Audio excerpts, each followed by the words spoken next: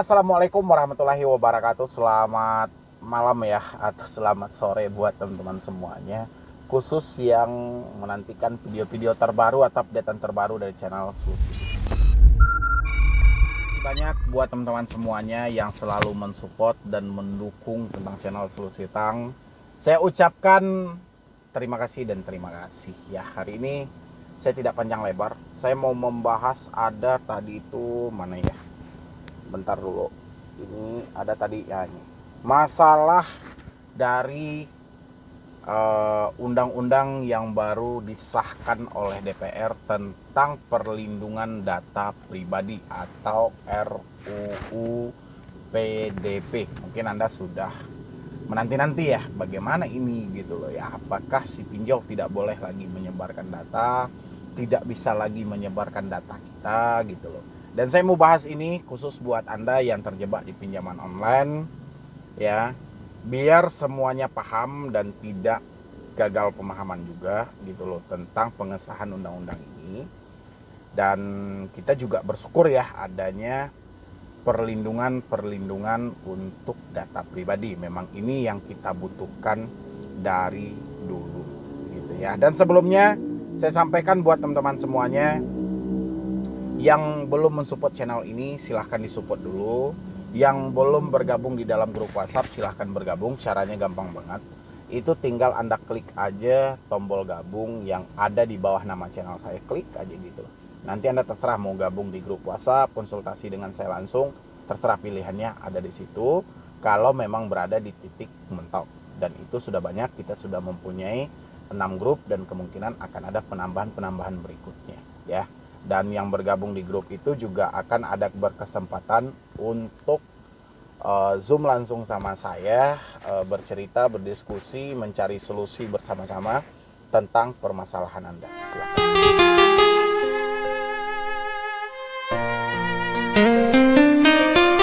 Ini sama-sama ya, kita nanti memberikan tanggapan dan komentar juga. Baik dari saya juga, dari teman-teman yang menonton juga, boleh isi di kolom komentar pendapat Anda tentang isi Undang-Undang Perlindungan Data Pribadi, larangan dan sanksi dan jenis datanya. Ya, saya bacakan dulu beritanya ini ya. Nanti teman-teman beri tanggapan apakah data kita tidak disebar lagi nih atau bagaimana. Gitu loh. Ya, dan ini saya ambil berita dari Detik News. Ada di sini isi Undang-Undang Perlindungan Data Pribadi, larangan, sanksi dan jenis datanya. Undang-Undang Perlindungan Data Pribadi, Undang-Undang PDP dalam kurungnya ya singkatannya, telah ditetapkan melalui rapat paripurna DPR RI tentang pengesahan rancangan Undang-Undang Perlindungan Data Pribadi dalam kurung RUU PDP. Anggota DPR RI menyetujui RUU PDP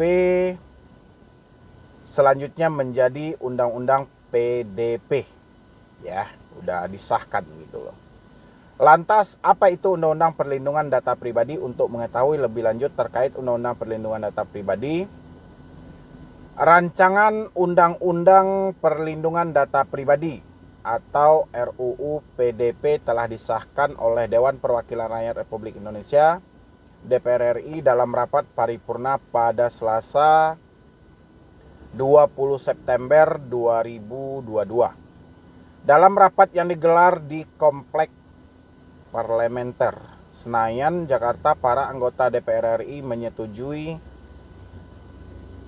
Undang-Undang PDP disahkan menjadi RUU di PDP disahkan menjadi Undang-Undang PDP. Oke. Rapat yang dipimpin oleh Wakil Ketua DPR dan didampingi Wakil Ketua DPR, dihadiri 73 anggota dewan secara fisik dan 206 virtual secara izin 16. Kemudian meminta persetujuan kepada fraksi yang hadir untuk mengesahkan Undang-Undang PDP menjadi produk undang-undang. Terima kasih kepada pimpinan Komisi 1 DPR RI yang telah menyampaikan laporan hasil pembahasan RUU tersebut. Selanjutnya kami akan menanyakan kepada setiap fraksi apakah rancangan Undang-Undang Perlindungan Data Pribadi dapat disetujui untuk disahkan menjadi undang-undang. setuju ya, jawab anggota dewan ya. Naskah final dari RUU PDP sendiri telah dibahas sejak 2016 dalam terdirinya 371 daftar inventarisasi masalah DIM dan menghasilkan 16 bab serta 76 pasal. Jumlah pasal di RUU PDP ini bertambah 4 pasal dari usulan awal pemerintah pada akhir 2019, yakninya sebanyak 72 pasal. Isi Undang-Undang Perlindungan Data Pribadi, 4 larangan dan sanksinya. Ini simain ya. Undang-Undang Perlindungan Data Pribadi atau Undang-Undang PDP atau undang-undang yang ditetapkan sebagai landasan hukum terkait perlindungan data pribadi di Indonesia.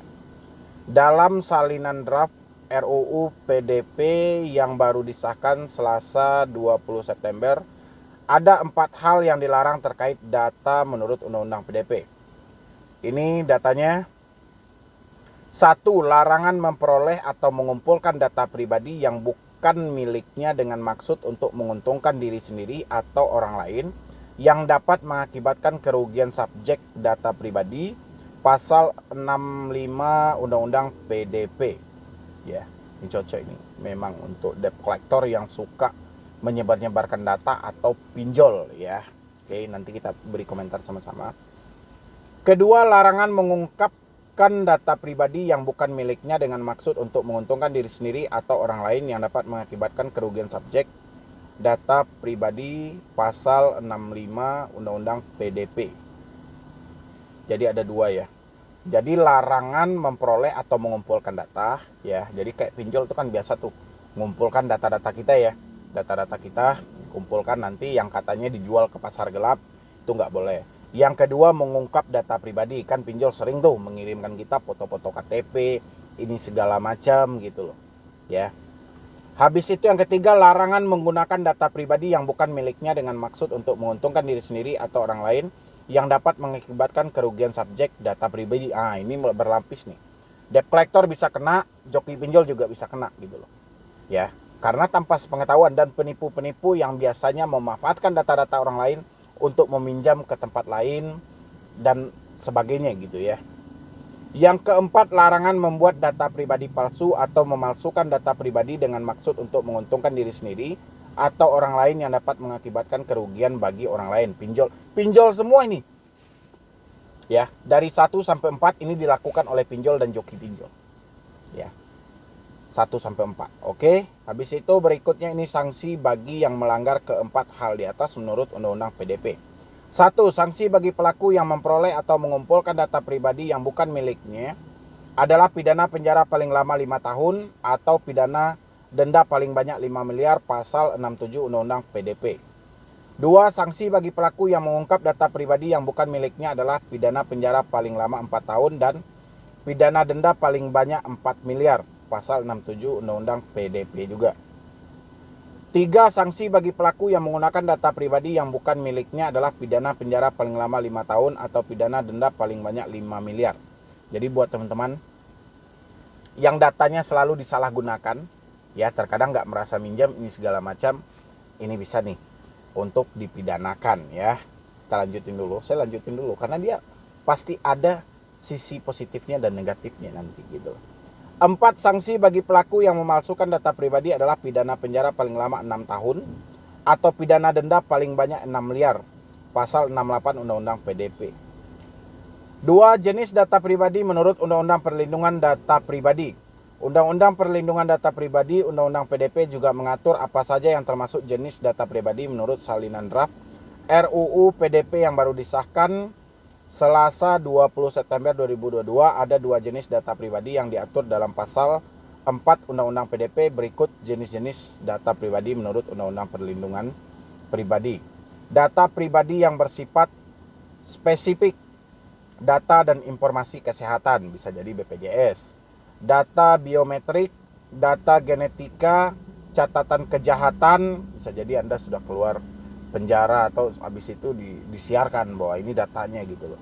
Data anak, data keuangan pribadi, data lainnya yang sesuai dengan ketentuan peraturan perundang-undangan. Jadi masuk semua ini ya. Data pribadi yang bersifat umum, nama lengkap, jenis kelamin, kewarganegaraan, agama, status perkawinan, dan data pribadi yang dikombinasi untuk mengidentifikasi seseorang.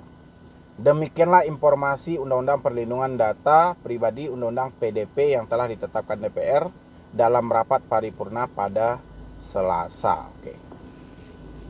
Komplit ya. Kita ucap syukur aja karena adanya undang-undang yang seperti ini. Mudah-mudahan ke depannya akan berkurang penyebaran data pribadi, mempermalukan dengan meng-share foto KTP dan segala macam. Ini terjadi dari pinjol. Yang jadi pertanyaan saya, ya, ini kan biasanya penyebar data ini bersembunyi di balik akun-akun palsu. Itu yang paling pertama.